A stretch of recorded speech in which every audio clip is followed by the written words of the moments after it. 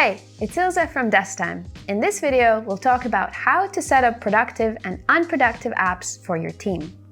When you track productivity with DeskTime, all websites and applications your team uses will be grouped into 3 levels: productive, unproductive, and neutral. This allows you to understand how much time your employees spend productively and how much time goes into goofing off. Let's take a look at how you can set up app productivity levels for your team. First of all, make sure you have the right DeskTime role to edit app productivity. As a company owner or admin, you'll be able to change these settings for all teams. If you're a user administrator, you can only change app productivity categories for your assigned teams. If you're not quite sure what your role is, go to Settings and click Profile.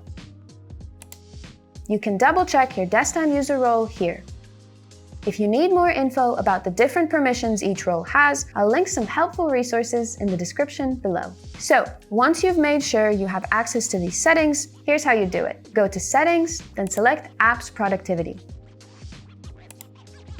From here, you can view and edit all websites and apps that your team has visited. Let's say we want to change Spotify's productivity status. Right now, it's set as an unproductive app for the entire team, but we want it to be productive. After all, why shouldn't people listen to music while they work? So, I'll check the box next to Spotify, set the status as productive, and click Confirm. And voila, there you have it. If you want to change the app productivity status for a specific team, for example, accounting, then just click on the team's name in the menu at the top.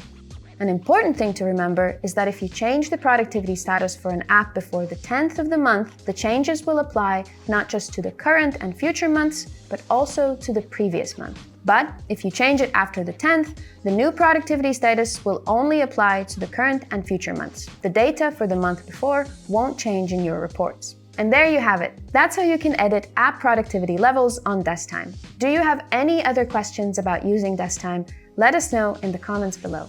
Have a lovely day. Bye!